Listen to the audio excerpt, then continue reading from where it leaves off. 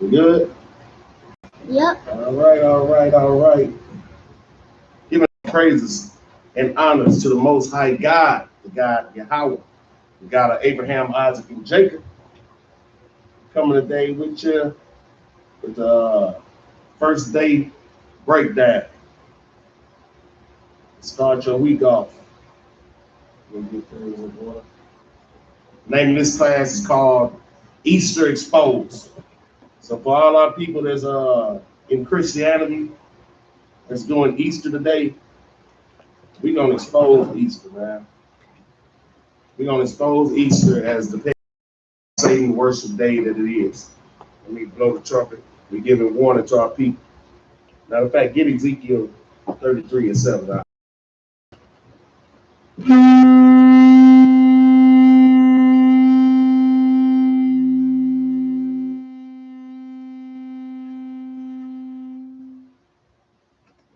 Read that out. The book of Ezekiel, chapter 33 and verse 7. So thou, O son of man, I have sent thee a watchman unto the house of Israel. To who? To the house of Israel. To who? The house of Israel. We're giving warning to the house of Israel. Read on. Therefore, thou shalt hear the word at my mouth and warn them for me. And do what? Warn them from me. Say unto the wicked. That's what I wanted right there. So we blew the trumpet because we giving warning to our people Israel. Every class that we do is to give warning to our people Israel. We commanded by the Most High God to do that. So this is another warning class for our people that's on the fence or doesn't really know about Easter, and even our Israelite brothers and sisters who want a little more information to give to their people on how to combat these wicked holidays that our people is doing in Christianity. So let's see. All right, go ahead. Is that phone going? Yeah. Let's see. Okay. So the first scripture we're gonna go with, let's get Exodus 20 and 3.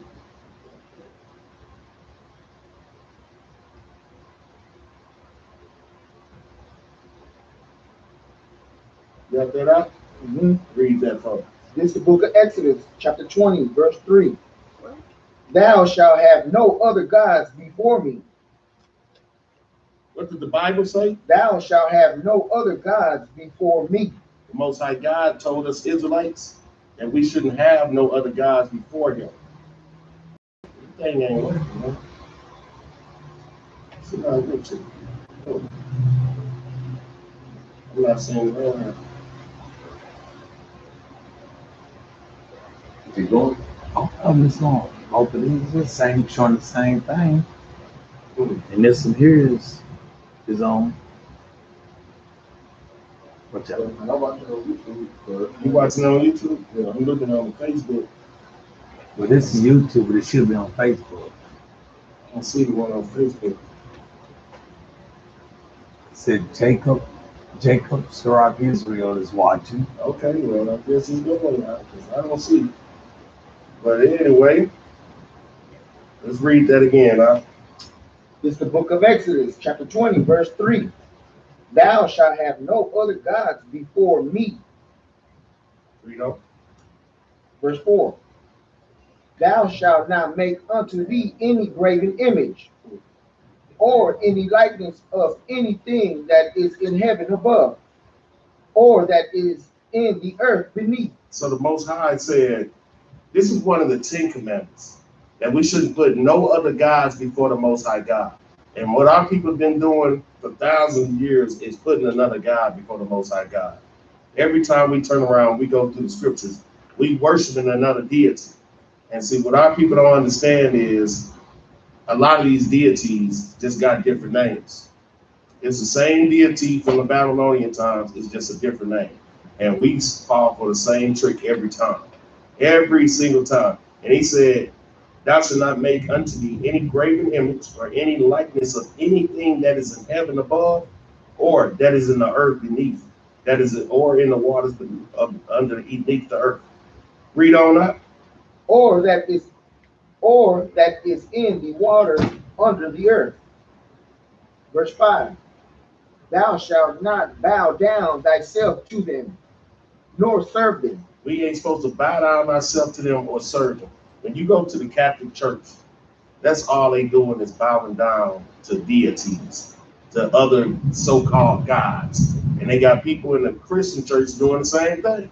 Because whatever the Christian church doing is falling up under the Catholic Church. No matter how much they say they independent, they separate, they this and that, they this and that, it still falls up under the realm of the Catholic Church to do these things. Our grandmothers, our grandfathers, because they was doing it, and pass it down throughout the generations for us to do it too. And he said he gonna visit the iniquities of our fathers upon the children unto the third and fourth generation of them that hate me. Because when you breaking the commandments of, in fact, I give me love. I hate me. Read that out. This is the book of 1 John, chapter 5 and verse 3. Mm-hmm. For this is the love of God, that commandments, and his commandments are not grievous. That we keep his commandments. This is the love of God. That we keep his commandments, and his commandments are not grievous. Grievous meaning hard. To keep the Lord's commandments is not hard, man. All you have to do is do it. And be diligent in doing it. The book of 1 John, chapter 3 and verse 4. Whosoever committed sin transgresseth also the law. Yes, indeed. You hate showing the Most High that you hate him. Because the only way to show him that we love him is to do what he told us to do. So if you don't do what he told us to do, that's hate. So we're going to do what the Most High told us to do so that we can show him that we love him. Read that next verse, verse 6.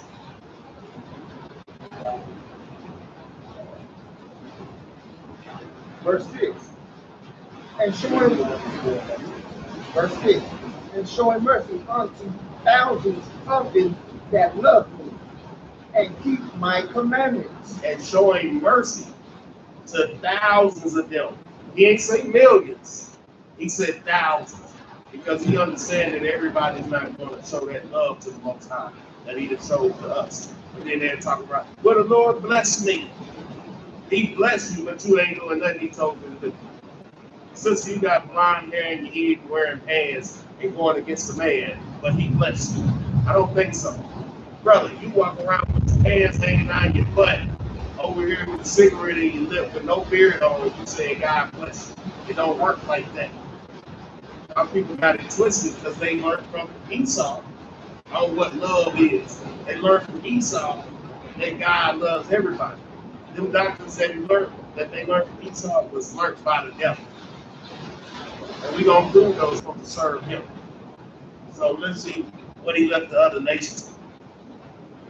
The book of Deuteronomy chapter 4 and verse 19. The book of Deuteronomy chapter 4 verse 19. And least thou lift up thine eyes unto heaven, and when thou seest the sun and the moon and the stars, even all the hosts of heaven, shouldest be driven to worship them and serve them, which the Lord thy God hath divided unto all nations under the whole heaven. But the Lord hath taken you and brought you forth out of the iron furnace, even out of Egypt, to be unto him a furnace. Even out of Egypt, which we know Egypt is synonymous with slavery. He brought us out of the house of bondage, Israel, to be unto him a people of inheritance, these false deities. And let's see what the Most High called those. Go to, give me Psalms, what was that, 96 and 5. That's the book. Read that again. Verse 5. For all the gods of the nations are idols, but the Lord made the heavens. Verse 6. Honor and majesty are before him. Strength and beauty are. Start at verse 4, folks. That's what I want. 4 and 5. Okay. The book of Psalms, chapter 96, verse 4. For the Lord is great and greatly to be praised.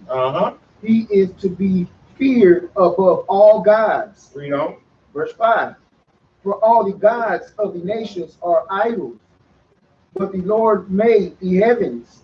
The Lord made the heavens. He telling you, man, all these deity things, whatever they want to put on, the Most High made everything that they said. So if it's a deity of fertility, the Most High created fertility.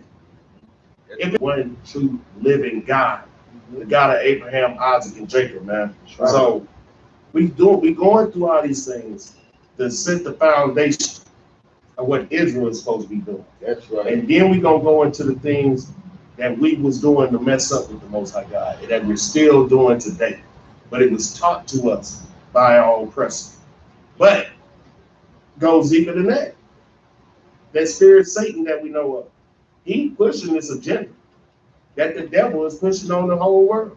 Because everybody in the world celebrates some form of Easter. Everybody. Why is that? It goes back to the days of Babylon, the Tower of Babel, when the Most High split up different nations and divided their tongue. They took those customs with them. You have to realize that they was doing the same Satan worshiping stuff. And when he divided them, say the Chinese, and we just throwing these names out there. We know that they ain't their real name. We know they ain't what it was during that time. But let's just say the Chinese went their way to the east, and they took their form of Easter. The Indians went their way, they took their form of Easter. The white man went his way, he took his form of Easter. But they was doing it together in the first place. That's why the Most High had to shut them down. They ain't doing nothing but the Tower of Babel all over again. That one world, one government, one religion stuff, one language is really what everybody got their languages, but what's the main language on the earth? English. And then you can be in Africa, they're gonna be speaking English. You can be in China, they're gonna be speaking English, and that debunks the theory of Esau not the white man. If Esau not the white man, then why is everybody? How is Esau not the white man? That's right. They forgot their customs and went to Exactly, man. We're gonna push that to the side, and we're gonna do what the conqueror told us to do. That's why they look at the white man. Oh, he's beautiful. She's beautiful with her blonde hair, because the people being conquered. How is you looking at another race of people that's looking at they women as if they better than your own women? Come on, man. Because you've been conquered up here. Give me that Revelations 12 and 9. That's what I'm saying, man. If you say that Esau not the white man, then you're going to have to prove a whole bunch of stuff about this red dragon again. You're going to have to prove who the red dragon is. Listen up, bitch. Saudi Arabia ain't deceived the whole world. The Chinese ain't deceived the whole world. The East Indians ain't deceived the whole world. That's right. What race is that picture of so-called Jesus that they put out there? That's another identifying marker. Edomites. If it was a Chinese, then we can look at the Chinese. Well, that might be the red dragon right there. They got a Chinese Jesus Christ. But that's not the case. These Edomites have been doing this for thousands of years now. Yeah, that image traveled to every country. Yes. And probably in houses. That's right. Every cut. Matter of fact, seriously, man, it's really annoying. I watch a lot of stuff of different places in the world. And you see, I'm watching something in the Philippines. And in the corner of their damn house, they got idolatry of the Virgin Mary. They got idolatry of St. Peter, of Christ. And they Filipinos. What the hell is going on? Why is a Filipino worshiping a white Jesus? You go to Africa, white Jesus, Mary. Come on, man. How is that? But Esau ain't the white man. That's everywhere. And the only one that actually knows who they worship is the white man. Exactly. The Catholic Church. And if you think the white man don't know that he worshiping the devil, and he dragging everybody along with him to worship the devil. That's it. Read that Revelation again. The angels was cast out with him. The part I wanted was Satan deceiving the whole world. And we're going to go into this. We got a book called The Two Babylons. This is written by Edomite, exposing, it's called The Two Babylons, or the papal worship, proved to be The Worship of Nimrod and His Wife by Reverend Alexander Hisler. So this really ain't hiding nothing. You just got to do your research. So that's what we did. We did some research, and we're gonna bring that thing out. Give me Colossians 2:6, and somebody give me Acts 5:29.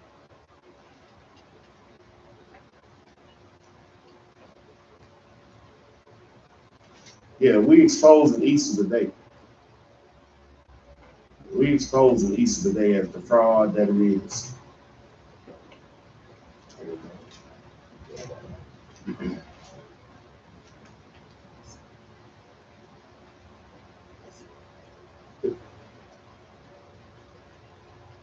We're gonna bit slow in a little bit.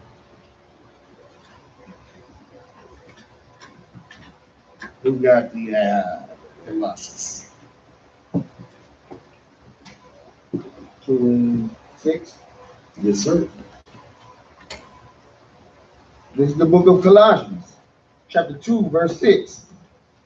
As ye have therefore received Christ Jesus the Lord, so walk ye in him. Mm-hmm. Verse 7.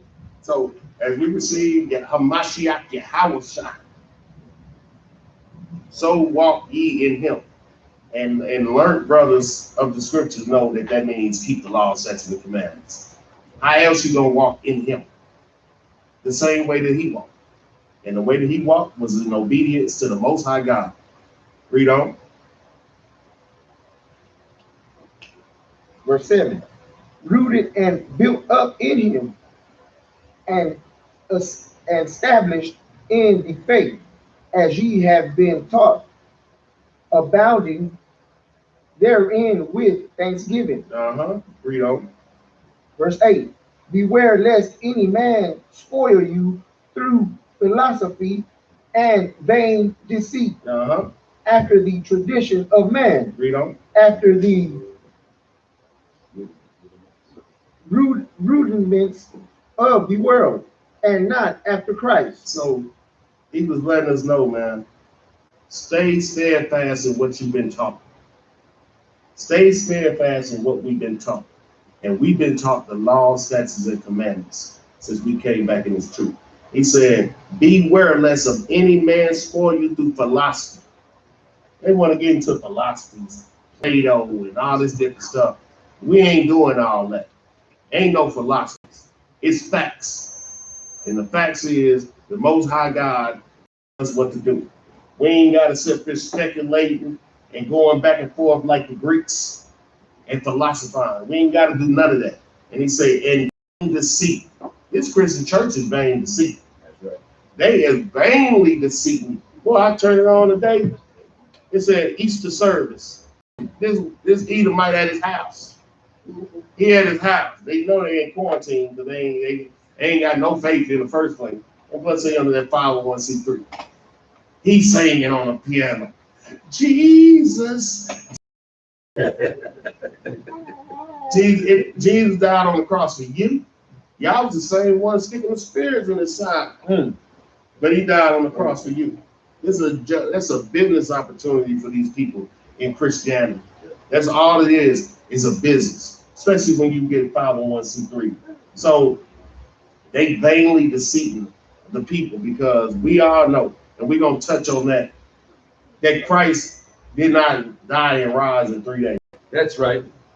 It was before that. So why is they pushing this 3-day doctrine? Because it's part of their lies and vain deceit. Right? Because if any man can count, we can count, and it ain't 3 days. But we don't touch on that. And he say, and this is the other part. After the tradition of men. Boy, the tradition of men gonna get a lot of people killed. Yeah, I'm serious, man. My own auntie told me one time, well, I'm gonna keep doing Christmas because that's all I know. That ain't all you gotta know. Why is it all you know? Why you ain't go find some more? That's all you know. That's it. That's all I know. That's all I'm doing. Traditions of men.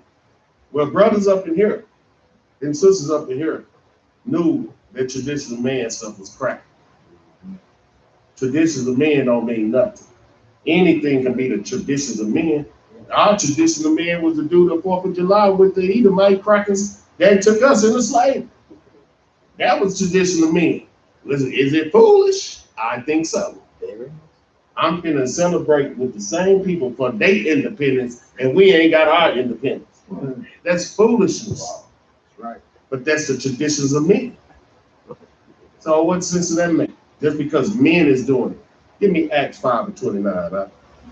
It's after the and this is the other part. After the rudiment of the world. Say, I'll take this book. This is my morale.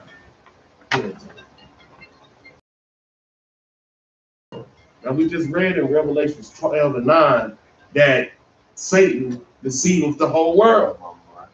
So why would we do anything after the world? The Lord told us, said, love not the world. Matter of fact, give me that. So that it's 1 John 2:15. Read that for me. Acts 5:29. The book of Acts, chapter 5, and verse 29. Then Peter and the other apostles answered and said, we ought to obey God rather than men. What did they say out? We ought to obey God rather than men. We ought to obey the Most High God rather than the men of this world, man. And the Bible say, curses a man that trusts a man and make flesh his arm. Because somewhere you may have 10 men up here that's wholeheartedly. Matter of fact, I'm gonna switch. You may have 12 men up and one of them is a Judas. One of them could be a Judas. That's why he say, curses a man that trusts a man. But if we trust in the Most High God, we remove that. We remove that. And because the Most High God gonna lead us the way that we should go. That's yeah, right. we love our brothers. Well, he ain't telling us to be fools. Because a man can tell you any damn thing. That's right. Like they That's doing in some of these places. That's right. And brothers is listening to it too. Bring it out. They listen, they really listen, they locked in and focused. And this man telling them all types of crazy stuff to do. Curses a man that trusts a man. But blesses a man that trusts the Lord. So that's what we're gonna do. We're gonna listen to the Most High God rather than men. Read that 1 John 2:15 for me. Here's the book of 1 John, chapter 3. Chapter 2, verse 15. Love not the world, neither the things that are in the world. If any man love the world, the love of the Father is not in him. So he said, love not the world, neither the things that are in the world. Easter is of the world. Easter is part of the world. It's all throughout this world, no matter where you go, they're gonna be having eggs, acting like little bunnies jumping out of it. Which that's just ridiculous right there. Little Nico can understand that. That's foolishness. God. Pop, bunnies come out of eggs. Nah, they lying. See, that's that vain deceit. Right. That's vain deceit. Santa Claus coming down your chimney. That's vain deceit, man. And then they get mad at you if you tell them the truth. That's how you know it's crazy. Yeah. Why you tell Santa Claus so intense? Because it's the truth. Are we lying to these people? Vain deceit. You got what I asked for. What you got? I got Read you. it. Get 3 seconds. I'm gonna read Psalms 118. It is better to trust in the Lord than put confidence in man. It's better to trust in the Lord than to put confidence in man. Put all your leaning and your trust in the Most High, man. Because if we trust in man, somebody might have a bad day. How you know that brother ain't had a bad day? He might lead you wrong because he leading himself wrong that day. Because he having a bad day. It be like that. We only human. We man. So shoot, 99 days after month, you might be good in the mud. But one day you come in here, man, what's wrong with God? Can you trust that man that day until he straighten up his attitude? You can't. Because he feeling some type of way. So you ain't gonna make no sound decisions until you get back right. And when that brother right, oh, okay, you back right. Because everybody can see your conscience. So that's why he say, man, the Most High don't change. He stay the same. Matter of fact, let's get there. Malachi. The Most High does not change. Malachi chapter 3, verse 6.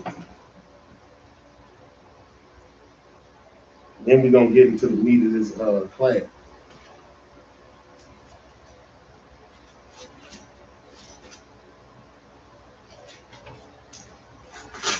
The book of Malachi chapter 3, verse 6. The book of Malachi, chapter 3 and verse 6. For I am the Lord, I change not. Therefore, ye sons of Jacob are not consumed. The Most High God does not change. Man change. It's like all this stuff that we've been going to. The stuff that they worship done changed. It evolves into some other stuff over time. So, but the Most High does not change, man. So his word gonna stand true. That's why we can trust in the Lord, because he's not gonna change on us. He already told us exactly what he's going to do. If we do what he told us to do, or if we don't do what he told us to do, he made it perfectly clear. Now we the one wavering back and forth. One minute we want to do right, next minute we want to do wrong. Another generation we want to be wicked as hell. We don't want to keep changing. So he said, all right, I got that hell reserved for you. I got that captivity reserved for you. But if you do right, I got the kingdom reserved for you. I got rulership reserved for you. So he left it up to us. So let's get this. Let's get into the heart of the class of exposing Easter Exposed. That's what the name of the class is. Bring it up. We're finna go into the Zonder and Compact Bible Dictionary, page 59. Page 59.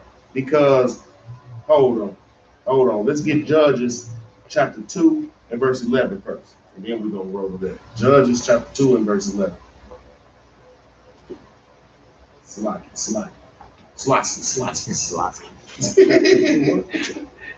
Verse 11. Let me ask you this question. Yes, sir. How is it possible that the so-called white man has been celebrating years before Christ rose and celebrating? Yes, that's I got it right here. Yeah. Up here. Yeah. Exactly. That is a valid point. These people been doing this stuff thousands of years before Christ even hit the scene. So how is the Christian church commemorating Easter with the resurrection of Christ when they was already doing Easter?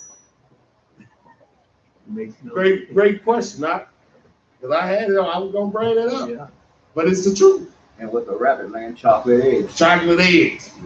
And actually, when we go into it, actually the rabbit was in the egg. Yeah. Well, when you hear this story, you're gonna be like, man, these people crazy than a mug, man. What came first, the rabbit or the egg? The egg. Well, right, you gonna find out. You're gonna get the story. It makes a lot of sense. Yeah. Because see what was happening was the rabbit didn't want nobody to know that he was having a relationship with the head. I mean, so you had to have the eggs. That'll be a more valid explanation than what we gonna get when we actually read about it. Exactly. Watch, I promise you, read that up. Listen up, Israel. This is the book of Judges, chapter 2, and verse 11. And the children of Israel did evil in the sight of the Lord and served Baal. So what did the Lord call them when they served another god? Evil. And the children of Israel did evil in the sight of the Lord and served Balaam. So if any of our Christian brothers and sisters run into this class, I want to let you know that if you're doing Easter today, that is literally evil in the sight of the Most High God. And that's what we want to let you know. That's why we give them warning, man. Baal Elam, we gonna get who he is. Read on now. And they forsook the Lord God of their fathers, which brought them out of the land of Egypt, and followed other gods of the gods of the people that were round about them, and bowed themselves unto them, and provoked the Lord to anger. What did we do? Provoked the Lord to anger. Read on. And the anger of the Lord was hot against Israel. Read 13. Verse 13. And they forsook the Lord and served Baal and Ashtoreth. That's now. We finna get to the meat of this thing. Lord, to go worship, right? That's right. So now it's paramount that we understand who Baal and Osiris is. So now we're gonna go to our Zondervan Compact Bible Dictionary, and let's start with Osiris. Yeah. It's the definition of Osiris in the Zondervan Compact Bible Dictionary. City in Bashan, where king. Drop down to the other one. Yeah, the next one, right there. Right. Yeah, because it was a city called Osiris, but let's give the deity called Osiris. Osiris is plural of Ashtoreth, names of any of the fertility goddesses of the ancient Near East Babylon. Ishtar, Greek, in Canaan, a consort. So Ishtar is the name. Is Osiris is also Ishtar. It's also Astarte. Or Astarte. Read on. In Canaan, a consort of El Baal. Osiris, Ishtar, Astarte, of Baal. A consort means wife. So whoever we dealing with here is a wife of Baal. The phone got a little fuzzy. Nate, the phone got a little fuzzy. We got fuzzy on us. Osiris is a consort or a wife. This one right here, screen, is a wife to Baal. So let's remember that. Now, go to page 66. Let's understand who Baal is. Let's get a good understanding of who this deity Baal is. It's the definition of Beelzebub or Baal in the Zondervan Compact Bible Dictionary.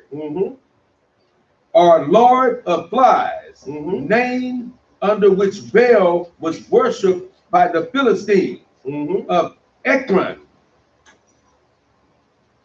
Ahaziah consulted him to find out whether he should recover from his illness, and was therefore rebuked by Elijah. There can be little doubt that Beelzebub is the same name of Beelzebub. The Greek text, however, had Beelzebub. Just how these changes in spelling took place is a matter of conjecture. Beelzebub is the prince of the demons. He's the what? The prince of demons. He's the what? Priest of the demons. So Baal is Beelzebub, and Beelzebub is the prince of demons. Let's see some more. I'm gonna read this right here. This is Beelzebub. Is a name derived from the before. The disciple is not above his master, nor the servant above his Lord. You the same as them, whoever your master is. So due to the fact that we serving the Most High God, that's our master, we should be the same as him. So he told us he holy, that we should be holy. For us to be holy, we have to keep his law, statutes, and commandments. That's our master. But if you playing for Beelzebub, then that's your master. So that's when we breaking this down, for people to understand that willfully or unwillfully, if you serving these gods, you still serving them. If they have called the master of the house Beelzebub, so if they call the master of the house a devil, how much more shall they call them of his household? So if we call the Christian church the devil's house, how much more are the people that's in the Christian church? They the devils too. They devils too. This is what Christ is saying. Read on now. Fear them not, therefore, but there is nothing covered that shall not be revealed, and hid that shall not be known. So we ain't supposed to fear them, man, because all this is coming to the light. This is coming to the light, folks. We didn't know when we was in the Christian church, when we was doing the Easter, but what's happening? It came to the light for us to understand. That's why we not there no more. We ain't worshiping the devil no more. That's That's right. why we ain't in the strip clubs no more, or in the streets, because we don't want to serve the devil no more. Because the people in the Christian church is just the same as the people that selling dope. That's right. Because y'all still serving Satan. That's right. And that's what we showing you right now. Beelzebub is Satan, man. Let me see. Let's get got that. Matthews. Let's see, 12 and 25.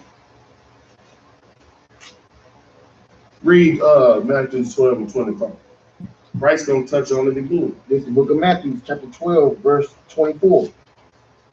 But when the Pharisees heard it, they said, this fellow doeth not cast out devils, but by Beelzebub, the prince of the devils. Mm-hmm.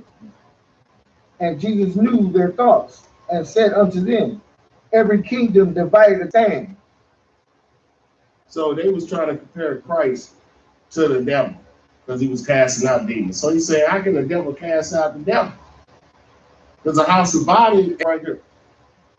In theological sources, predominantly Christian, Beelzebub is sometimes another name for the devil, similar to Satan. He is known in demonology as one of the 7 princes of hell. That's what I was trying to get to right there. To show you that Beelzebub equals the house of Satan. That's how you know we in hell already. Because of the captivity that we in and the things that we forced to have to do. So remember this, people. Beelzebub, Satan. So when they say that Osiris is a consort, a wife of Baal, this is the wife of Satan, man. Easter is a holiday for the wife of Satan. This deep, man. And they think it's all about Easter bunnies and putting on an Easter dress. No, y'all in the house of Satan, which is in the wife of Satan. And that's the reason why the flies are very significant, because flies follow death and dead things. Yep, and they did. And that's why Beelzebub is the Lord of the Flies. He one of the 7 princes of hell. Come on, man.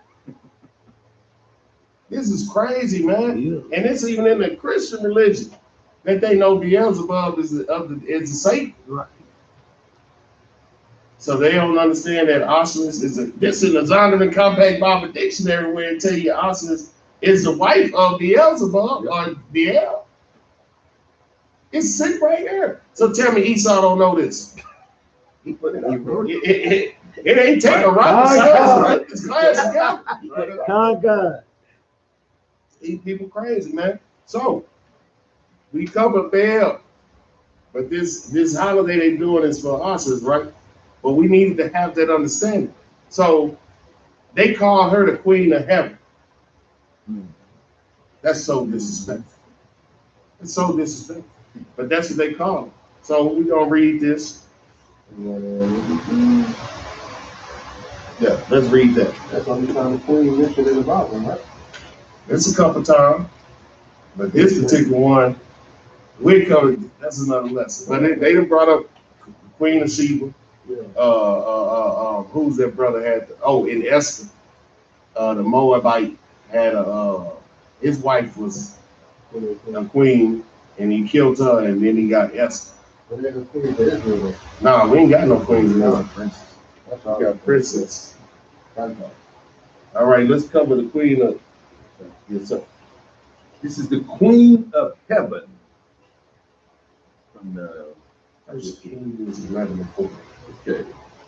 Queen of Heaven was a title given to a number of ancient sky goddesses worshipped throughout the ancient Mediterranean and Near East during ancient times. Goddesses known to have been referred to by the title included Iana, Anet, Isis, Ishtar, Asarte. Hold up. ISIS. That's Egyptian. Ishtar. Read on. Astarte, Astakith, and possibly Assyria by the prophet Jeremiah. In Greco-Roman times, Hera and her Roman aspect, Juno, bore this title. Forms and content of worship varied. In modern times, the title Queen of Heaven is still used by contemporary pagans to refer to the great goddesses, while Catholics, Orthodox, and some evangelical Christians now apply the ancient title to Mary, the mother of Jesus. Boy, we can't make this up. They still got y'all doing pagan worship in the Christian church. They just changed the name to change the game. That's right. These are the same deities they've been worshiping since the Babylonian time. The Egyptians took it up. When the Greeks came and took over Egypt, they took them up. When it switched from Greco-Roman to Romans, the Romans took them up. And now in the New Age, now they're going by different names. Now it's Jesus Christ. Now it's Mary. Now it's Saint Peter, and all these other names that they done stole out the Bible and put on that. That's all they did. Same deities took names out the Bible and put it on it. And in all actuality, this ain't even their real names. Because Matthew is what? Matthew?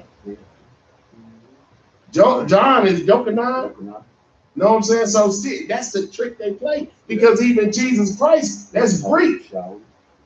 Huh? Shaul. Jesus Christ is Hamashiach Yahweh.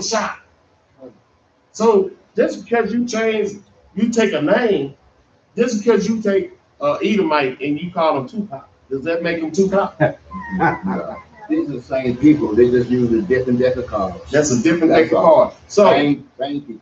today, Mary, the Virgin Mary, baby Jesus, all this was confuses the people about the Bible is because Christianity is doing paganism and just took Isis and Horus and Osiris and just took them same gods and put the names of Mary, Jesus, and God.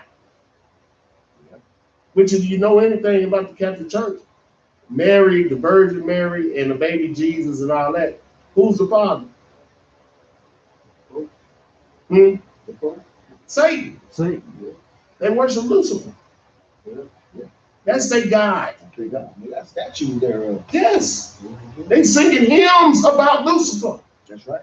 You can pull it up right on YouTube. Pull up the Catholic Church singing in Lucifer. Then they have the big That throne? throne. Yep. Set up in the Roman Yep. In the Vatican. In the Vatican. This Great is what big we old know. man. It ain't no normal human body this Nope. is built for. Can't be for the Pope. You know what I'm saying? Because it's too large. Yep. It's way too That's large. what we talking about, man. These people know exactly what they doing. We have to catch up to speed and get on what we doing. It's still showing fuzzy, y'all. It's showing clear here. It is. Yeah. I'm talking about on my Facebook there. Oh, there you go. All right. All right, read this. So we touched on Mary because I was getting to that to modern times to show that they still doing the same thing. Same thing. So they said Mary was the queen of heaven. Where it say that in the Bible? Read up. Queen of heaven and all the earth is a title given to Mary, mother of Jesus, by Christians mainly of the Catholic Church and to a lesser extent in Anglicanism, Lutheranism, and Eastern Orthodox. The title is a consequence of the first council of Ephesus in the 5th century. Oh, right there. Who was in that council? Because the damn show wasn't no Israelites. How you got a council on our book? Oh, so you can make your doctrine. That's right. Because it doesn't line up. What was his name? Constantine. Constantine, when they had that they had to See, they had several councils. Yeah. They kept doing stuff. Yeah. Constantine brought the pagans and the Christians together. And had the Christians saying, well, everything falling on the same day. So why don't we just all do it? But we're worshiping God and y'all don't try to do that. No, you can't do that. You can't serve two masters. God told us to be separate and holy. So we can't do nothing with no pagans. How the hell are we gonna have a festival with some pagans when they believe in some other stuff and we believe in the true creator? Because somewhere there's a conflict. Because if I'm saying Yahweh is the one true creator and you over here talking about Zeus, then we got a problem. We got a problem. We got a problem. Read on up. The title is a consequence of the first council of Ephesus in the 5th century, in which Mary was proclaimed Theotokos, a title rendered in Latin as Mater Dei, in English, Mother of God. How is she the mother of God? I could have sworn Christ said that he came to do the will of the Father. These people crazy, man. Go get that, Hawk. In Matthew, go get that and see who she was. She was favored, right? She was favored. By God. By God. So how can she be the mother of?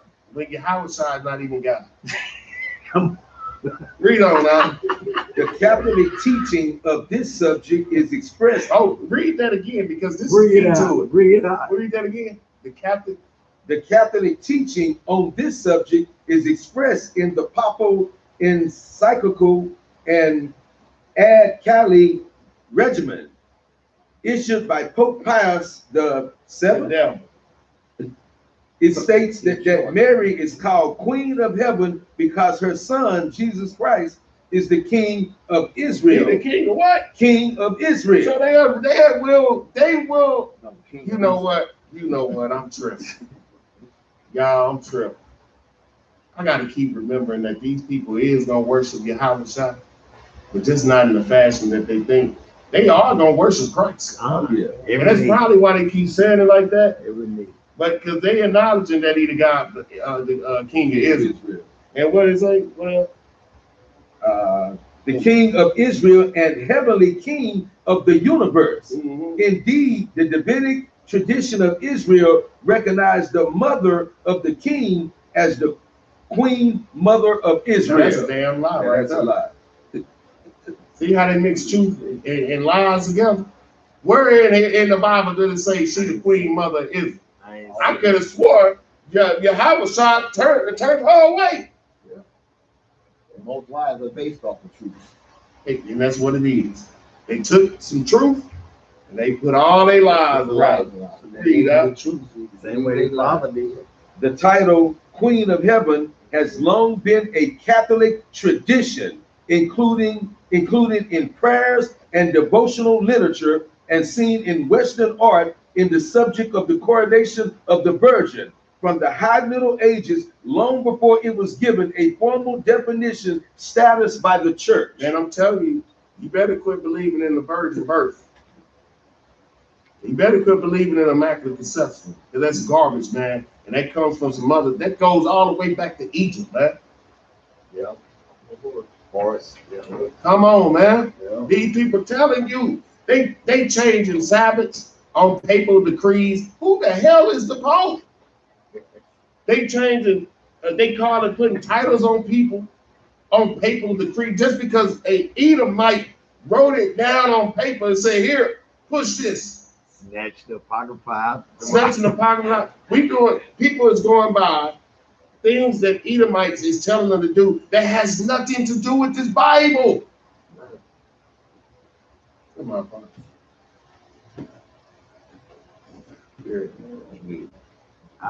I see the reason why Edomites didn't want us to be no smart. Y'all some smart ass. Oh, I got it. Second Ezra 3. Check this out. Read this. Second Ezra chapter 3 and verse 31. We're gonna read that down. Second Ezra. These people have no right to this book. The book of Second Ezra, chapter 3 and verse 31. I do not remember how this way may be left, as they did of Babylon better than they of Sion. Or is there any other people that know it thee beside Israel? Is there any other people that know the most high God besides Israel?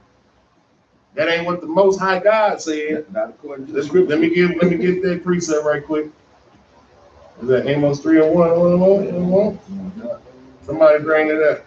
3 and 2. You roll what you got. Amos 3 and 2 real quick. So we can just see what the Most High said about that.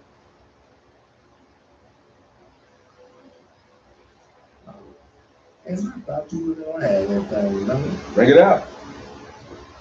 Come on, it's fine. You lost your Amos. Book of the prophets. Book of the prophets. Amos ran away from him, Lord. I'm about to skip right up out of there. I got it right here. I'll read Amos. it. The book of Amos, chapter 3 and verse 2. I'll start at 1. Hear this word that the Lord has spoken against you, O children of Israel, against the whole family which I brought up from the land of Egypt, saying, you only have I known of all the families of the earth. Therefore I will punish you for all your iniquities. Can two walk together lest they be agreed? So we getting punished for our iniquities because we the only ones that the Most High known of all the earth. That's right. Now let's go back to Ezra. Or is there any other people that know it thee beside Israel? Or what generation had so believed thy covenants as Jacob? And yet their reward appeared not, and their labor had no fruit. For I have gone here and there through the heathen, and I see that the flow in wealth, and I see that they flow in wealth, and think not upon thy commandments. So he's like, well, these other nations flowing with wealth, and they don't even do your commandments. Who to know your commandments but Israel? That's right. Ain't questioning. But read on. Verse 34.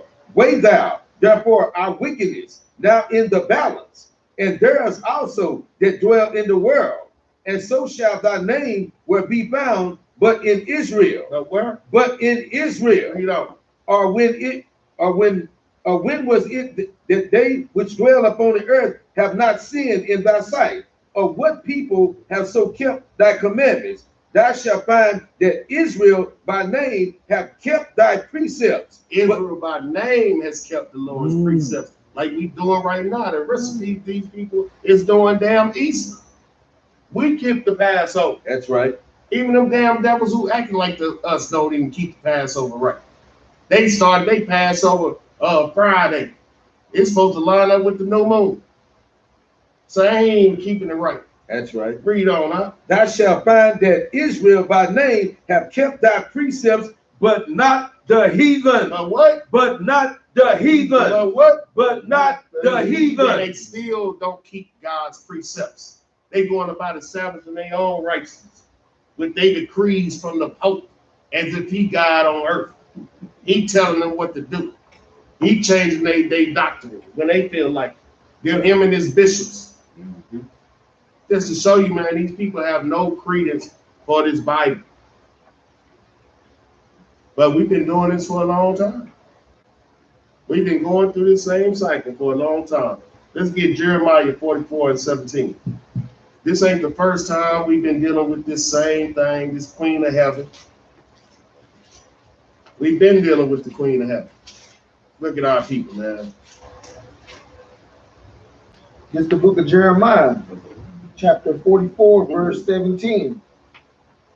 But we will certainly do whatsoever things goeth forth out of our own mouth. Yeah, we were smart mouth.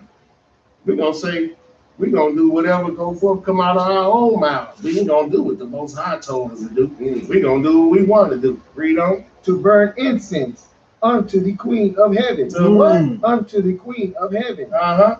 And to pour out drink offerings unto her, as we have done, we and our fathers, our kings, and our princes, in the cities of Judah and in the streets of Jerusalem. For then had we plenty of victuals, and where we were well, and saw no evil. Oh, so we don't be smart mouth. But we ain't seen no evil since we've been serving the Queen of Heaven. Bring her victuals, all drink offerings. We ain't seen no evil, so we gonna keep doing what we do. Read on up. 18. But since we left off to burn incense to the Queen of Heaven, and to pour out drink offerings unto her, we have wanted all things, and have been consumed by the sword and by the famine. Oh, so they gonna say, well, we ain't have no problems till we stop worshiping the Queen of Heaven. So that's a problem for us, because we gonna go back to doing that because that's what was working for us. Our fathers was doing it, our kings was doing it, all the cities of Judah and Jerusalem was doing it. And since we stopped, we in famine, we get cut off by the sword, man. That's messed up. We hard-headed, man. We hard. You know, you was getting put on you because you was serving the Queen of Heaven. Right. They trying to say, oh, we was doing just fine as long as we was doing that. Y'all, let's see. That's all I wanted on that. Let's go to 1 Kings chapter 11 and verse 4 to show that even our beloved King Solomon fell into the trap, man. He even fell into that thing. 1 Kings 11 and 4. The book of 1 Kings chapter 11 and verse 4. For it came to pass, when Solomon was old, that his wives turned away his heart after other gods, and his heart was not perfect with the Lord his God, as was the heart of David his father. See, that's why he told us in Deuteronomy 7:3, don't make marriages with the other nations, because they will turn thy sons away from following me. It happened to one of our greatest kings, because what? He was dealing with heathen nation women. Read on up. For Solomon went after Ashtoreth, the goddess of Zidonium, and after Milcom, and the abominations of the Ammonites. Read on. And Solomon did evil in the sight of the Lord. What did he do? He did evil in the sight of the Lord, and went not fully after the Lord, as did David his father. See, that's evil in the sight of the Lord. He told us he was a jealous God. Don't worship no other gods before me. Even Solomon went and did it. And he went after Ashtoreth. He went after her, the Queen of Heaven, because of these other nations, man. So that's why we doing this class, so we don't continue our people. If you happen to see this and you in Christianity, that you can get an understanding of why you shouldn't be doing these things. Because it's only holiday after holiday that they're doing that we can do this and break it down. Because all of it stems from the same place. All right, now I want to go into do some reading out of this right here, because this really breaks down Easter. I'm gonna read it because I already know where I want to go with it. If somebody get Jeremiah 7 and 18. Somebody get Jeremiah 10 and 1. This is called the Two Babylons, or Papal Worship, proved to be the worship of Nimrod and his wife, by Reverend Alexander Hislop. Alexander Hislop, Edomite. It say, then look at Easter. What means the term Easter itself? It is not a Christian name. It bears its Chaldean origins on its very forehead. Easter is nothing else than Astarte, one of the titles of Beltis, the Queen of Heaven, whose name, as pronounced by the people of Nineveh, was evidently identical with that now in common use in this country. That name was found by later on the Assyrian monument is Ishtar, the worship of Baal and Astarte. See, that's how they throw it. They're confused somebody too, trying to keep up with these names. I thought you said Esther. I thought you said Astarte. I thought you said Isis. It's all the same people. From Mary to Isis to Astarte. So they can switch these names up all they want. We know who you're talking about now. So it's the worship of Baal and Astarte, was very early introduced into Britain, along with the Druids, the priests of the grove, see? The Bohemian Grove devils and things of that nature. This is who they worship. It goes back. You ain't make up nothing new. How can you make up a new fire god if there's already been one they've been worshiping for 1,000 years? How can you make a new queen of heaven? They already had that. So it's just the same game. So it's like some have imagined that the Druidism worship was first introduced by the Phoenicians, who centuries before the Christian era traded to the tin mines of Cornell. See, he's even telling you, centuries before the Christian era, before they even tried to implement that it had anything to do with Christ. Let's move over here. Page 104. If Baal was thus worshipped in Britain, it would not be difficult to believe that his consort, Astarte, was also adored by our ancestors, and that from Astarte, whose name in Nineveh is Ishtar, the religious solemnity of April, as now practiced, are called by the name of Easter. That month among our pagan ancestors having been called Easter Minor, the festival of which we read in the church history under the name Easter in the 3rd and 4th centuries was quite a different festival from that now observed by the Roman Church. And at that time, see, they even telling you what they was doing before is not even the same as what they doing now. They even changed the stuff that they was doing. They evolved to be more Satanists. They're like, dang, we was at least trying to do what the Israelites are doing, when we believe in Christ too. But now we doing something different. And he say, and at that time was not known by any such name as Easter. It was called Pasch, or the Passover. Because when they originally started doing it, they was doing the Passover. And when you that's what happened when you get other nations sitting up here trying to take over. Then we have strangers amongst us. We Jewish too. We Jewish. Yeah. Oh, we can't be Jews no more. Well, we Christians. We Christians, y'all. We doing it. Let's do the Passover. Do the Passover. We can't do that no more. Because we gonna go in the scriptures to prove too the Jews couldn't even do Jewish stuff no more when it came to these devils, man. They start shutting us down and forcing us to do their religions. So you think the other people that was following Christ ain't start changing their stuff too? So it was them real Christians that made the deal with Constantine to mix the holidays with pagans? Oh. No, because if you was a real one, you wouldn't change nothing that you was doing according to the Bible. But they did. They even changed the name. Yeah, that's what I'm saying. Convert, and we had them. We had what they call them, proselytes. So we had them. We always had them. So some of them proselytes, knowing the Bible, well, we can't do that no more because they were persecuting Christians. They were persecuting. So you either gonna change how you do it in secret, or you gonna get down with the. Because if you're not a real Israelite, it ain't nothing for you to blend in. It's kind of like Nazis and Americans, right? How hard is it for a Nazi to blend in with Americans, or vice versa? Because they the same damn thing. So a convert wasn't nothing but a heathen anyway.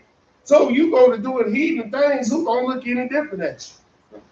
Now, if we as Israelites go to doing other things, it's gonna stand out like a sore thumb, like a brother wearing a cross around his neck, and that brother don't know who the heck he is.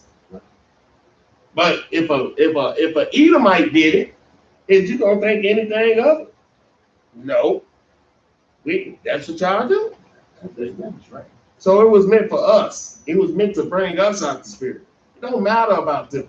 It matters about the Israelites when it comes to this Bible. All that other stuff they doing, they worship Satan anyway. Their whole thing is to keep us from worshiping the Most High God. Not the rest of the world. They're gonna worship the devil anyway. So it's at that time was not known by any such name as Easter. It was called Pasch, or the Passover. And though not the apostolic institution, was very early observed by many professing Christians in the commemoration of the death and resurrection of Christ. That festival agreed originally with the time of the Jewish Passover. See, they showing their hand. We doing the Passover. They say we gonna commemorate the resurrection of Christ. What? Now he died during the Passover. We was doing the Passover then. We gonna continue to do the Passover. Christ got resurrected. The Passover was going on before Christ. Christ kept the Passover. It was going on when he got crucified, and it's going on afterwards. So how do you go make up something else to go over the Passover? The Bible doesn't say that. We doing the Passover. If you bring something else into it, you doing something else. And that's what they did. We gonna insert that. We gonna insert Easter on the Sunday. And I don't even understand how Easter go. What is it? The first Sunday? Or, I don't know. It switch up all the time. Yeah. I don't know. Yeah, that's what I'm saying. I don't even know how they do it. What it say? Move over here. Oh yeah, I want this. It say that festival agreed originally with the time of the Jewish Passover when Christ was crucified. A period which, in the days of Tertullian, at the end of the 2nd century, was believed to have been the 23rd of March. That festival was not idolatrous, and it was not preceded by no Lent. It ought to be known by Cassianus, the monk of Marcellus, writing in the 5th century and contrasting the primitive church with the church in his day, that the observance of the 40 days had no existence so long as the perfection of that primitive church remained inviolated. Whence then came this observance? The 40 days abstinence of Lent was directly borrowed from the worshippers of the Babylonian goddess. Such a Lent of 40 days in the spring of the year is still observed by the Yetzites, or pagan devil worshippers of Koradistan, who have inherited from their early masters, the Babylonians. Such a Lent of 40 days is held in the spring by the pagan Mexicans. For thus we read in Humboldt, where he gives account of Mexican observance. 3 days after the vernal equinox began a solemn fast of 40 days in honor of the sun. Of what? Of the sun. Shine. Such a Lent of 40 days was observed in Egypt, as may be seen on consultation Wilkinson's Egyptians. This Egyptian Lent of 40 days, we are informed by Landisher in his Sabaean research, was held expressly in commemoration of Adonis or Osiris, the great mediatorial god. At the same time, the rape of Prosperian seems to have been commemorated. The rape is being commemorated in similar manner. Boy, this is something else. I'm gonna drop down. It says that is on the account of the loss of the daughter Prosperian, when carried away by Pluto, the god of hell, as the stories of Bacchus or Adonis and Prosperian, though originally distinct, were made to join on and fit into one another, so that Bacchus was called liver. You see how they just be making stuff up? They just gonna put it together. They ain't got no association with each other. We gonna put them together. Come on, man. And on the account of Bacchus, somebody give me 2 Maccabees chapter 6 and verse 6, because I'm gonna show y'all something. I might be pulling it a little too early, but I'm gonna pull it anyway since it came up. 6 and 6, because of Bacchus. The Bacchus is one of their gods, right? I'm gonna show you something about Bacchus in another form that we worship in. Bacchus and these other deities. Read that out. The book of 2 Maccabees, chapter 6 and verse 6. Neither was it lawful for a man to keep Sabbath days or ancient feasts. See, it wasn't lawful for us to keep our Sabbath days or ancient feasts during this time in the Greek captivity. Read on. Or to profess himself at all to be a Jew. We couldn't even confess to be a Jew. Read on. And in the day of the king's birth, every month, they were brought by bitter constraint to eat the sacrifices. I don't think that was willfully. Bitter constraints mean you was forced to come and eat the sacrifices on the king's birthday. Read on. And when the feast of Bacchus was kept, the Jews were compelled to go. When the what out? When the feast of Bacchus was kept, the Jews were compelled to go in procession to Bacchus carrying ivy. Read on. Moreover, there went out a decree to the neighbor cities of the heathen by the suggestion of Ptolemy against the Jews that they should observe the same fashions, be partakers of their sacrifices. And whoso would not conform themselves to these matters of the Gentiles should be put to death. Should be what? Should be put to death. They were going to put us to death if we didn't conform to doing these things. And the Feast of Bacchus goes to the Mardi Gras. That's right.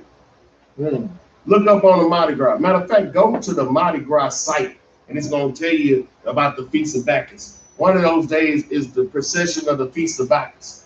We was doing that back in the Greek time. They forced us to do that. But now they doing it willfully in New Orleans. Then now they got us doing it willfully. But at this time, they was forcing us to do it. They like, if you're a devoted Israelite, they're going to have to force us to do it again. You'll have to force us right now. I'm not doing no Feast of Bacchus. For real. I'm not doing no Easter. You're going to have to bring us in bitter constraints to do that crap. They put our life on the line on us keeping our high holy days and our feasts and our Sabbaths, man.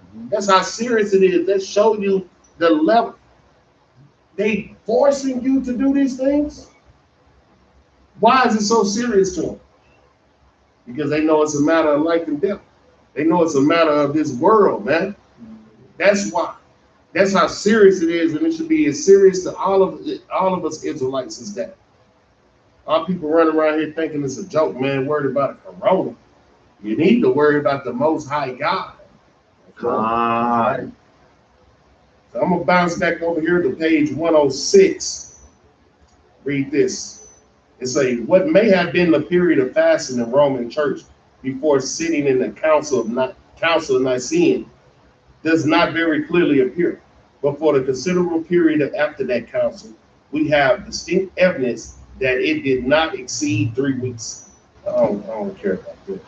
Let me bounce over here. I highlighted it for a reason, though. I'm going to bounce over here. Such is the history of Easter. The popular observance that still attend the period of its celebration amply confirms the testimony of the history as to its Babylonian character. The hot cross buns of God, the hot cross buns of Good Friday, and the dyed eggs of Pasch or Easter Sunday figured in Chaldean rites just as they do now. And if anybody knows anything about the Catholic Church, don't they do that hot bun with the cross on it? They got this part of the Chaldean Babylonian customs. And say, them dyed eggs, we're going to go into the dyed eggs and all that. It's part of their rituals.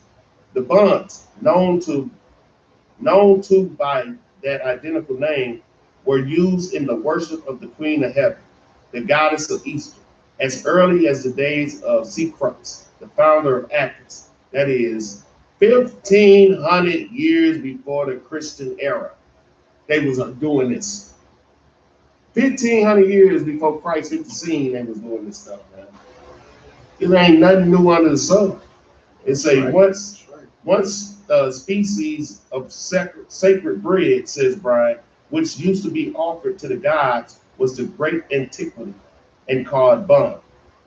Diogenes Laertius, speaking of this offering being made by Empedocles, described the chief ingredient of which it was composed, saying, he offered one of the sacred cakes called bun, which was made of fine flour and honey. The prophet Jeremiah takes notice of this kind of offering when he says, somebody give me Jeremiah 7:18. The children gather wood, the fathers kindle the fire, the women knead their dough to make cakes to the queen of heaven. Man, we've been doing this stuff, man. You got it? Read that out. Let's see. This book of Jeremiah, chapter 7, verse 18. The children gather wood, and the fathers kindle the fire, and the woman knead their dough to make cakes to the queen of heaven, and to pour out drink offerings unto other gods, that they may provoke me to anger. So it say the children gather the wood. So you give money to the children, they go to the store, they go get the wood, the coal. And the fathers kindle the fire, just like when you cranking that fire, that grill up. You getting it ready. They bring you the wood, you can get that fire fired up. The women in there kneading the dough, making the buns. What the unleavened bread doing that on? This ain't got nothing to do with unleavened bread. They want to keep it out there. They making buns. This thing rises. This day is worshiping the Queen of Heaven. Yeah. This is what this is all about. This book is telling you, if you didn't have an understanding of Jeremiah 7:18, just like Jeremiah 10:1, it's telling you, it's giving you more insight. What they was, well, it practically tell you that what they was doing. They making the bread, but this is explaining what that bread was. It was buns that they put honey on it and they put crosses in it. But the thing about it, by the time it got here, they was already doing this. They was already doing these things, these customs. Then we picked them up. And Jeremiah pointed out, damn, the children going to get the firewood, daddy out here firing the grill up, mama in there kneading the dough to make the buns, all of them in on it. And then they say,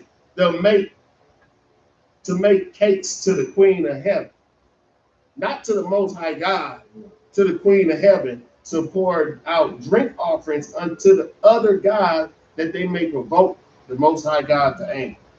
That's the whole family in on it. Just like in Easter, just like in Christmas. What they doing when they making them dinners? Who they making it to? Yeah. Thanksgiving, who they making it to? Because you ain't making it to the God of Abraham, Isaac, and Jacob. Because he told us when to do a burnt offering for him. Right. It's kind of just like us. We supposed to be celebrating the Passover. We come here, put baking soda and everything, and everything, and serve it unto who? And we say to the Mother of Heaven. You know what I'm saying? I mean, the God of Heaven, whoever they call We it. say Happy Easter. Happy Easter, yeah. What's the difference? Yeah. And then because the Most High like this savory flavor too. That's right. But what they say, they making it specifically for the Queen of Heaven. Right. Wicked. Underline that one.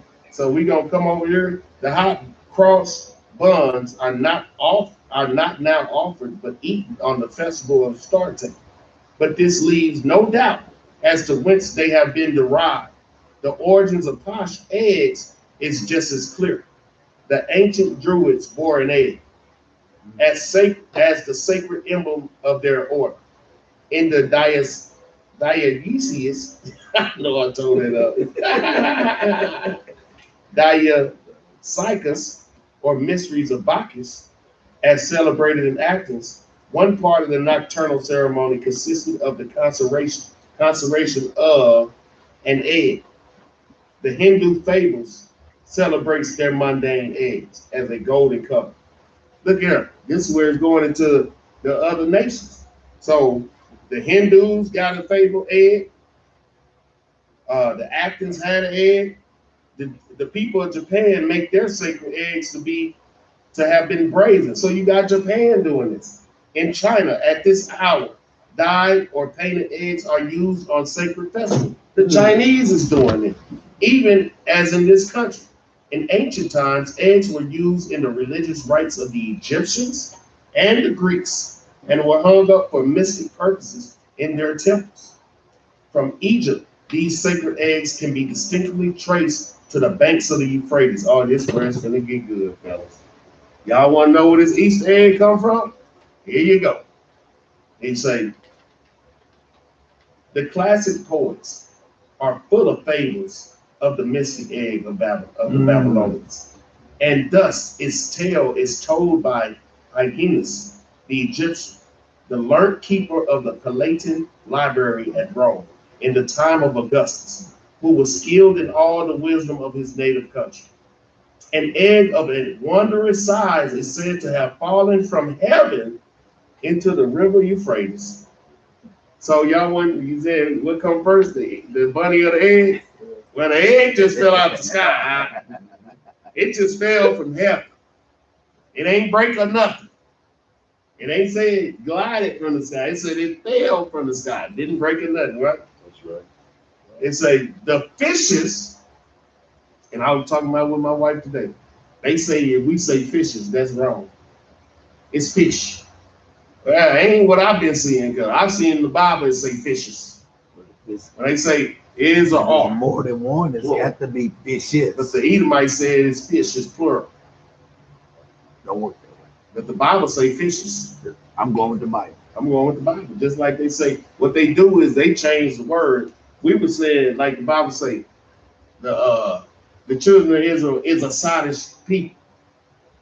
The white man gonna say the children of Israel are a sottish people. And they say, if we say, we like to use is. Is that, you know how we throw the word is around, but the Bible uses it the same way. And they say we use bad pronunciation. No, y'all just changed it. Mm-hmm. To try to make us seem like we don't know what we're talking about because we caught up with your English language, and then you switched it. So you had old English, and then they gonna switch it. So we learn old English, and then you switch it to modern English, and then you telling us we saying it wrong because old English say all this. But anyway, I digress. We're so furious. Yeah, I mean, it's the same thing, man, but they didn't change this. yeah. I'm going to throw down. They didn't Throw change down. that. That's straight up. No. So it say after this egg fell, it fell into the river, Salaki. It So like fell really into the river. fell into a Salaki. soft place. Yeah. My bad. And the fishes rolled it to the bank, where the doves, having settled upon it and hatched it, out came Venus, who afterward was called the Syrian goddess. That is Astarte. Give me So break. Astarte is Venus also. And Venus that's Greek, ain't it? Or Roman. Venus. That's Roman. So, but they tell us that the Bible's a fairy tale book. Really? Really? Okay. It's a fairy tale book, but they the ones saying women having babies with no man and all this different stuff. Yeah. Okay. So Venus, Astarte, came out of the egg that was hatched by doves. Not one dove. But remember, it was a wondrous size egg. So there were many doves. So we say, hence the egg became one of the symbols of Astarte or Easter. And according to Cyprus, one of the chosen seats of the worship of Venus or Astarte, the egg of the wondrous size was represented on a grand scale. The occult meaning of this mystic egg of Astarte in one of its aspects, for it had a twofold significance. Boy, y'all, this right here got me right here. This right here took the cake. It had reference to the ark during the time of the flood in which the whole human race were shut up, as the chick is enclosed in the egg before it is hatched. Yeah. But if the chick is in the egg, we know that's a bird. How did the bunny get in the egg? Let's keep reading. It's if it may be inclined to ask, how could it ever enter the minds of men to employ such an extraordinary symbol for such a purpose? The answer is first, the sacred egg of paganism, as already indicated, is well known as the mundane egg. That is, the egg in which the world was shut up. Now the world has two distinct meanings. It means either the material, see, there go either. either the material earth or the inhabitants of the earth. The later meaning of the term is seen in Genesis 11 and 1. The whole earth was of one language and one speech, where the meaning is that the whole people of the world were so. That ain't what, boy, these people are. If then the world is seen shut up in an egg and floating on the waters, it may not be difficult to believe. However, the idea of the egg may have come that the egg thus floating on the wide universal sea might be Noah's family that contained the whole world in its bosom. These people is something else, man. Then the application of the word egg to the ark comes thus. I'm not even going to keep reading that. Yeah. That's complete But garbage. I understand. Hell, they know what they'll fall for, and they know they people fall for that same bull crap. He referenced this, but this is what they own in Genesis 11. Yeah. On the whole earth was one language and one speech. That's the stuff they That's back the up. truth. This is what they want the Tower of Babel all over again. This is they circle right back around to this stuff, man. Yeah. This is their dream to have everybody. This is Satan's dream. Because if we all are one language and one speech, who we worship? Because it ain't say under one law, statutes, and commandments. It ain't say that. Because when the new world order comes, we're gonna be all up under law, statutes, and commandments. That's right. It ain't gonna matter what you speak. Speak these laws, statutes, and commandments of the Most High God. That's the new world order. That's there. They want a new world order now. They ain't got no new world order. It's the same world order. Yeah. It's the same thing they've been doing. Talking about a new world order. What's new about it? What's new about you trying to enslave the people? Nothing. What's new about you trying to control the people? Nothing. What's new about you having the children of Israel in captivity? Nothing. So what's new about it? Nothing, man. What's new about you being lawless? Lawless, Nothing. nothing. Where that damn bunny go? The egg just tripped me out with the serpent wrap. Yeah, look at that. Where that bunny? I think I missed the bunny.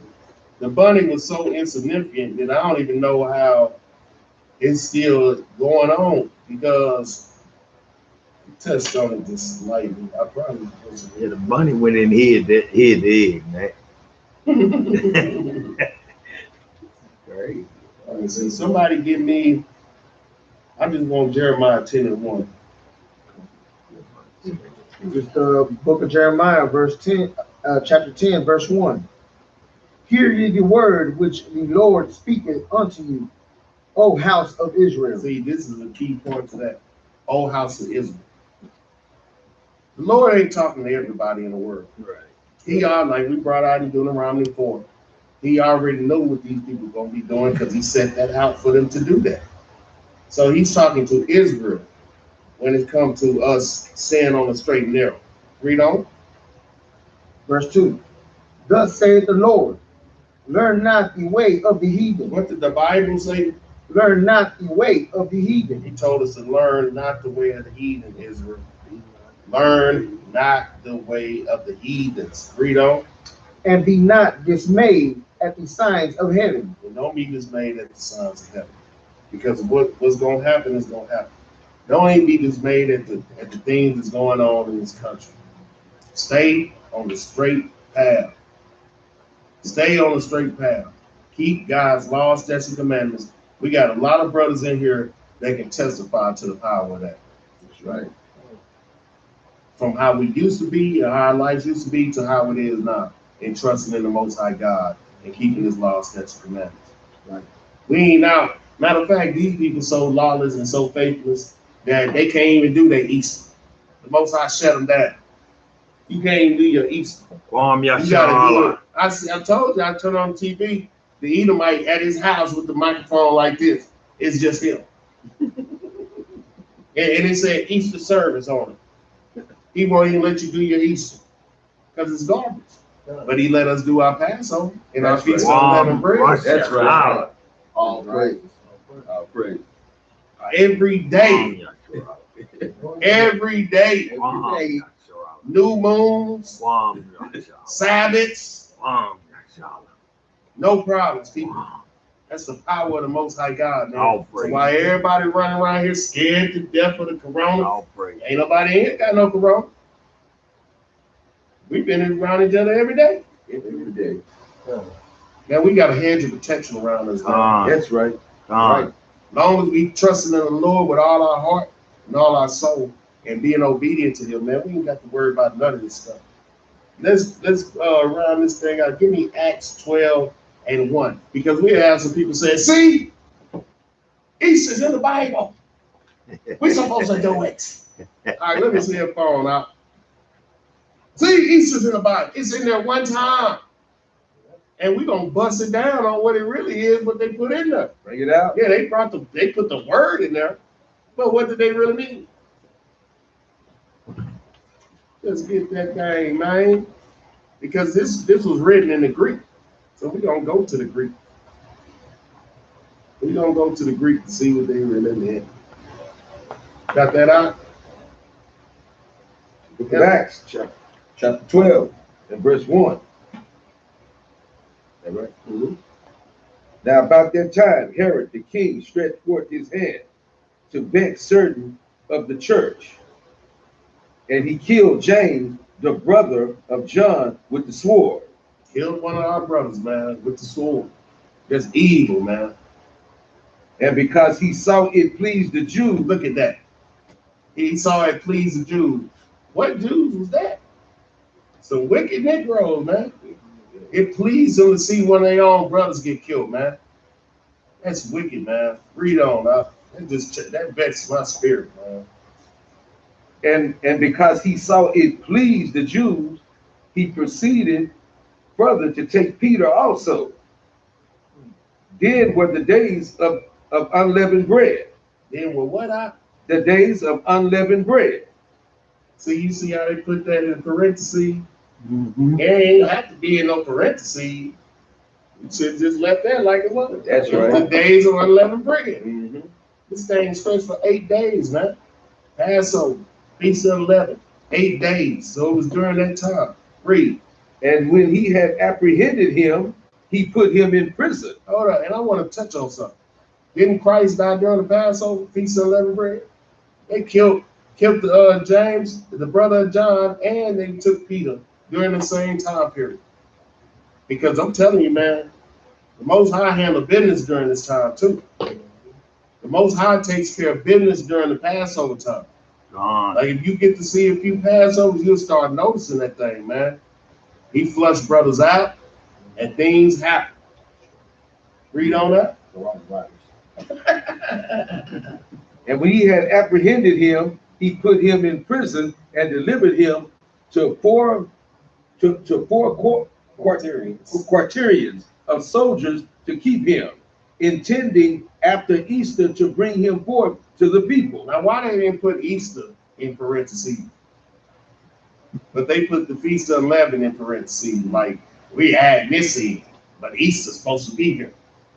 Oh man, we finna go to the Greek. We're gonna go to the concordance. We're gonna go to G3957 under Easter.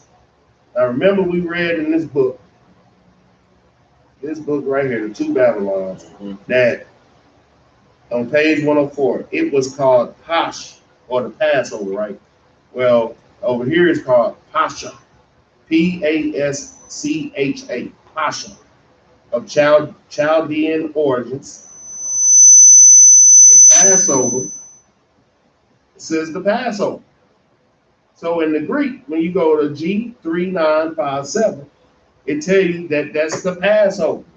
So all they did was say Easter. But when you go to the original, it says Passover. So they think they slick. How many Negroes or Latinos know about the concordance? They know to do this. Mm-hmm. See, they know this, man. Mm-hmm. We're going to slip that in there. Let's see how many people know this. It wasn't Easter. It was the Passover. Yeah, but it's really the Passover. intended to after the Passover. So G 3957 is the Greek, is the concordance number for that. So I wanted to bring that out. Another thing I wanted to touch on, let's go to the book of John, chapter 19 and verse 14. Because the Christians say that Christ died and rose in 3 days. That's easily debunked in a couple of scriptures. We're going to do that.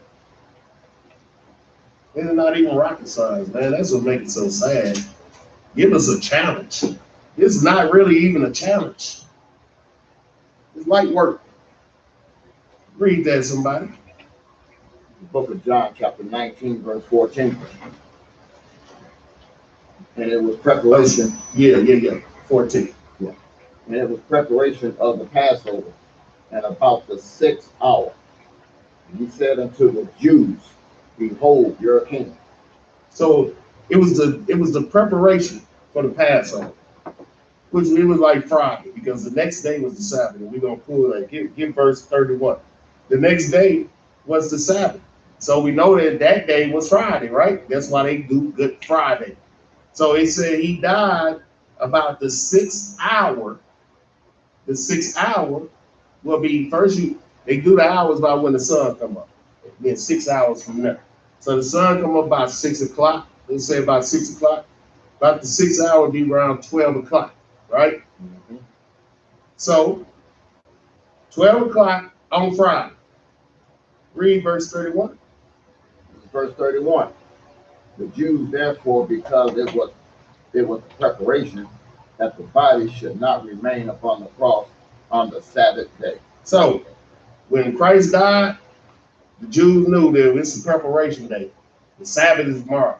He can't stay up on this cross. Read on up.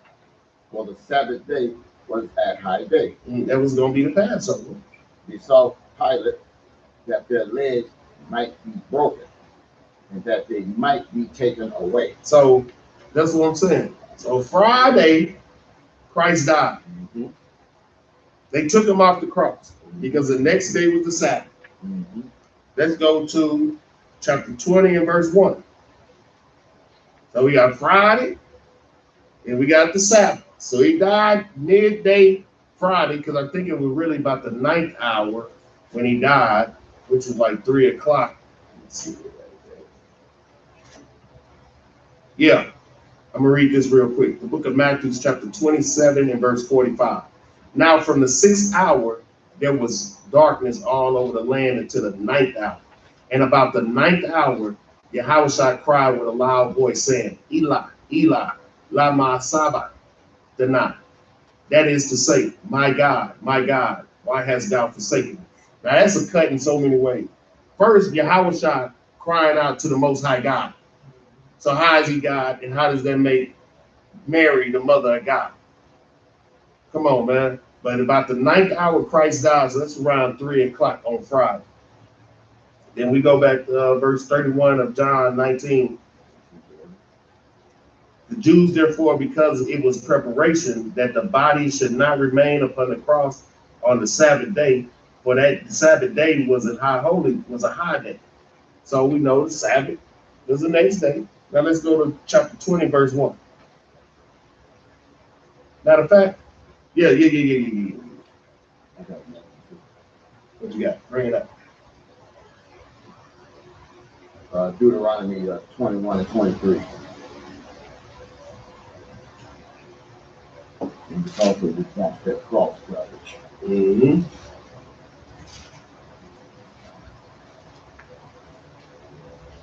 Bring it up.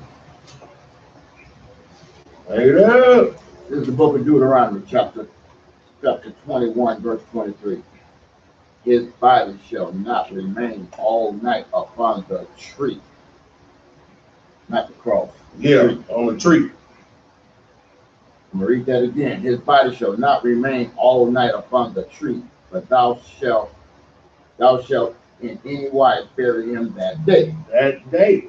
For he that is hanged is accursed of God, that thy land be not defiled, which the Lord thy God giveth thee for an inheritance. That's right. Okay. That's a good precept too. Let's start. Let's go back. Let's go to John 19:36, and we're gonna read that back. It's the book of John, chapter 19, verse 36. For these things were done that the scripture should be fulfilled. A bone of him shall not be broken. Psalms 31:20. Read on. And again, another scripture saith, they shall look on him whom they pierced. And after this, Joseph and Arimathea, being a disciple of Jesus, but secretly for fear of the Jews, besought Pilate that he might take away the body of Yahushua. Mm-hmm. And Pilate gave him leave. He came therefore and took the body of Yahushua. See, so the brother came and got the body of Yahushua that Friday, because he had a sepulchre set up that he was gonna put him in. Read on that. There came also Nicodemus, which at first came to Yahushua by night, Mm-hmm. and brought a mixture of myrrh and aloes, about 100 pounds weight. Ooh, a lot. Read on. Then took they the body of Yahushua and wound it in linen clothes with the spices, as the manner of Jews is to bear. Mm-hmm. Now in the place where he was crucified, there was a garden, and in the garden a new sepulchre, wherein was never man yet laid. There lay they, Yahushua, therefore, because of the Jews' preparation day, for the sepulchre was nigh at hand. Read on, huh? Chapter 20. The first day of the week cometh Mary Magdalene. What day was it? The first day of the week cometh Mary Magdalene, early, when it was yet dark, unto the sepulchre, Mm-hmm. and seeth the stone that away from the sepulchre. So Mary Magdalene and the other Mary came early Sunday morning while it was still getting dark. So When we was firing up the grill yesterday. yeah, exactly. It came early Sunday morning. Yeah. So Friday, 3 o'clock in the midday. Saturday,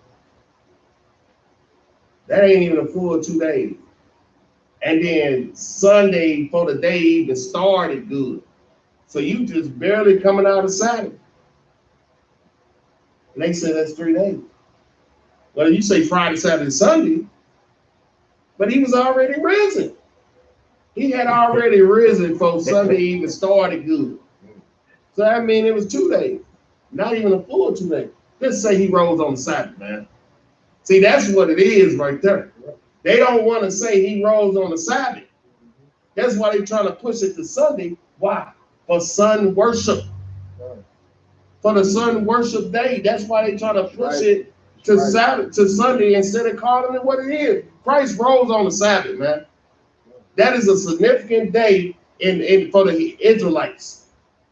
He rose on the Passover.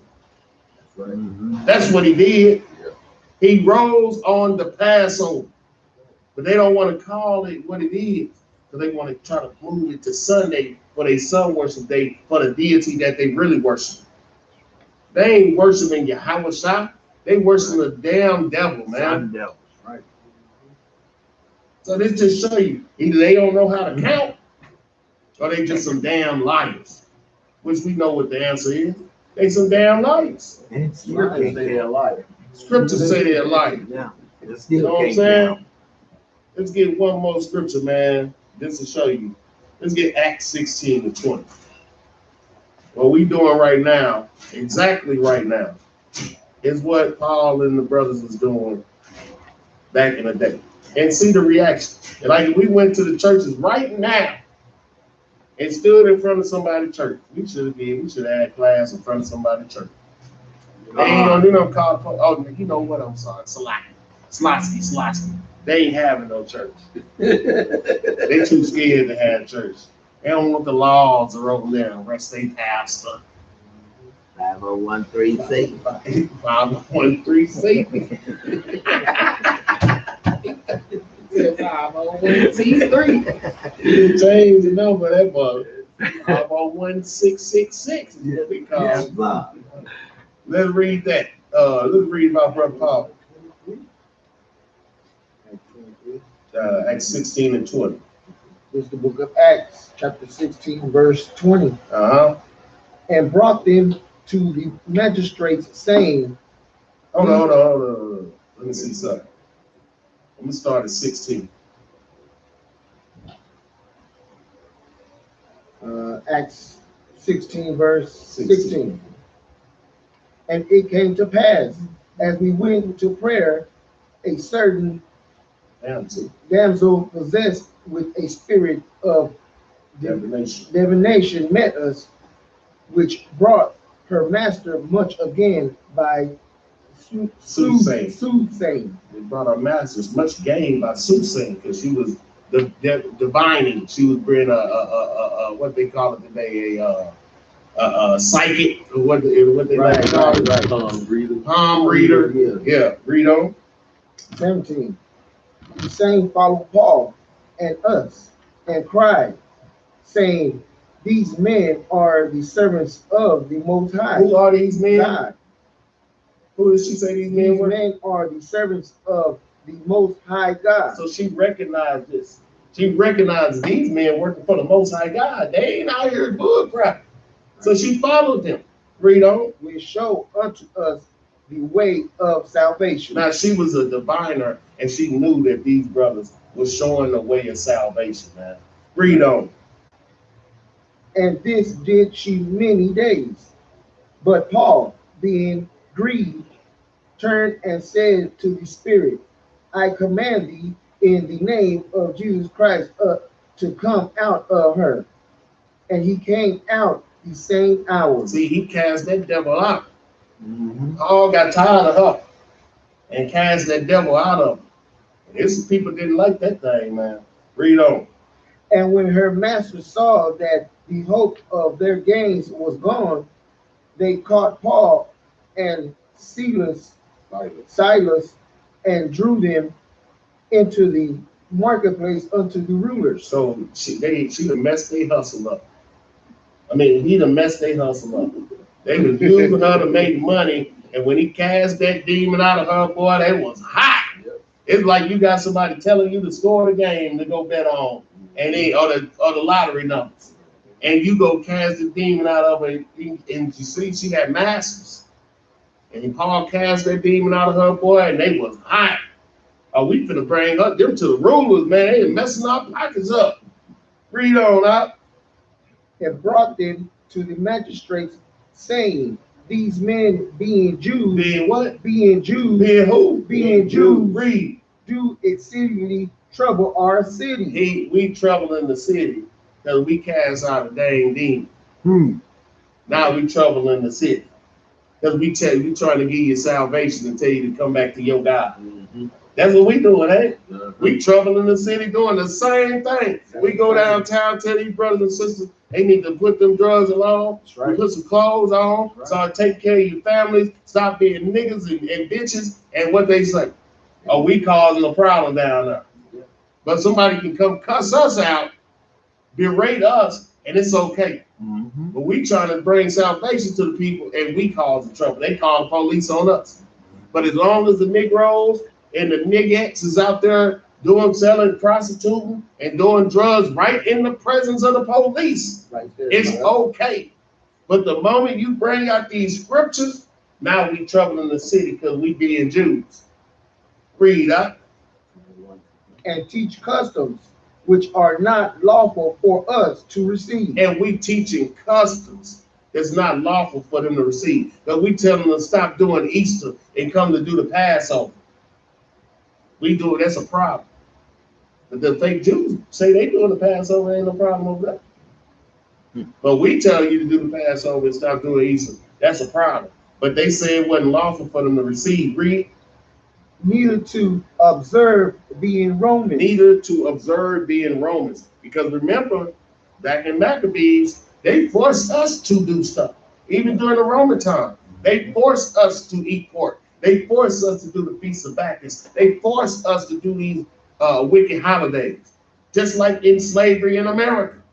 They forced us to do this. Just like they're doing now. Yes. So neither was it lawful for us to profess being a Jew, nor keep our high holy days, nor keep our Sabbaths and new moons. Because why? They made a decree against us on that thing. Yep. So they made a decree on them that they shouldn't pick up our Jewish customs, because they supposed to be doing all these Roman customs. Just to bring it up to today. It's the same thing that we're going through. It's the same thing we've been going through.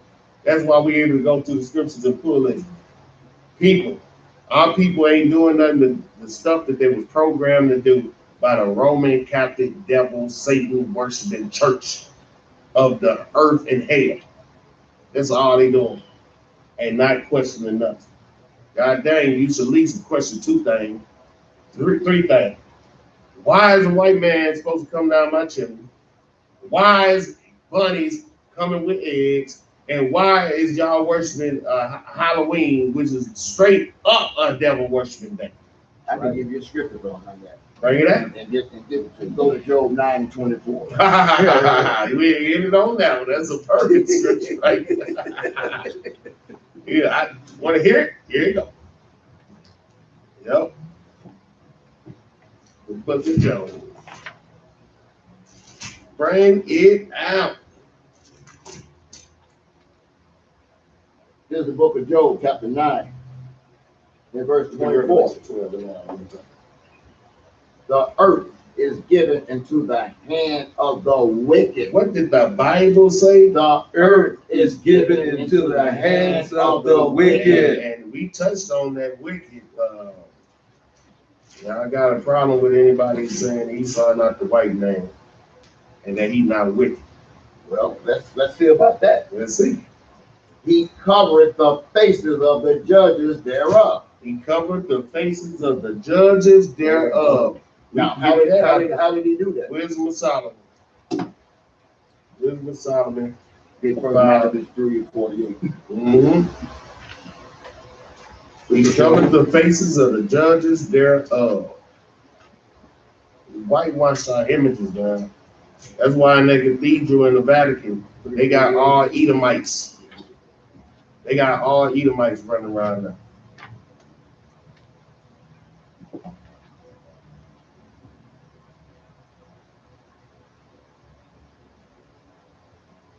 Bring it up. Let me read that again.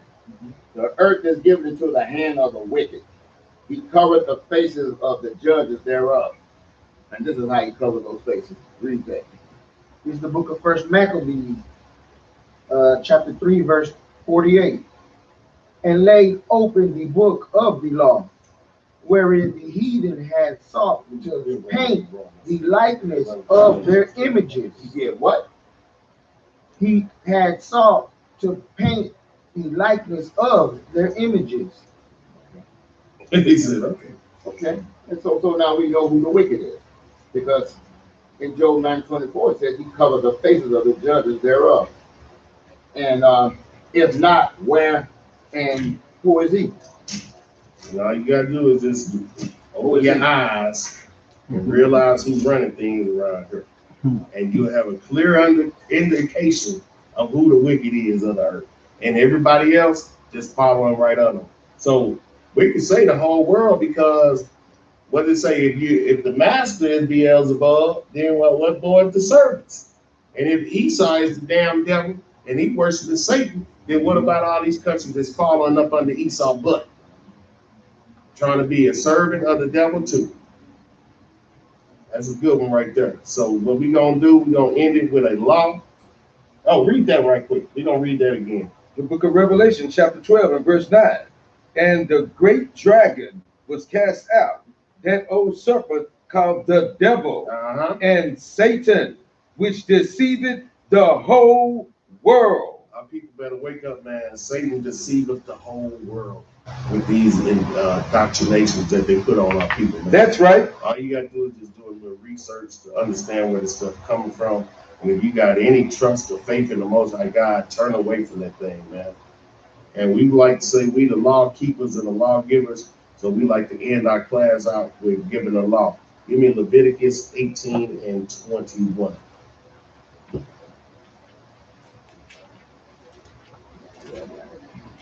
Because when our people is doing these wicked holidays, Christmas, Easter, Halloween, Lent, all this different stuff that the Catholic Church do, and we make our children do it because they like to wrap it around our children with the candy, with the eggs, with the toys. And they say, "Oh, I'm doing it for the children." We're just doing it for the children.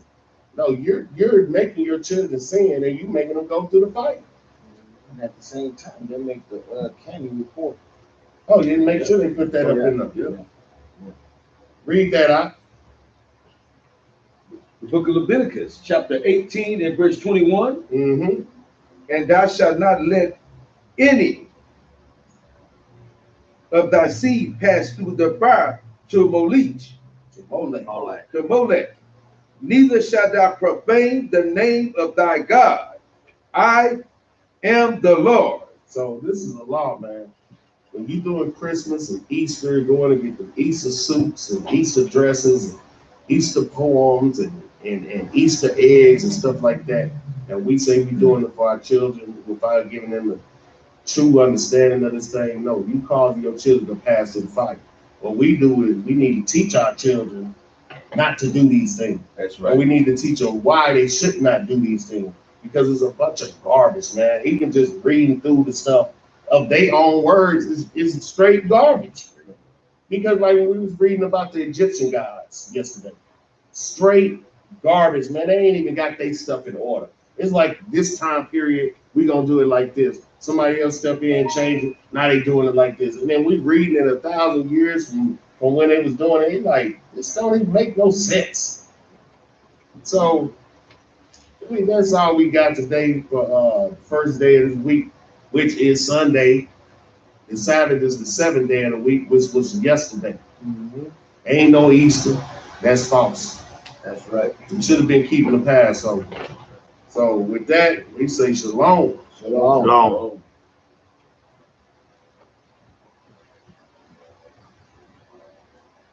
Everybody have a good day. That's right there. So,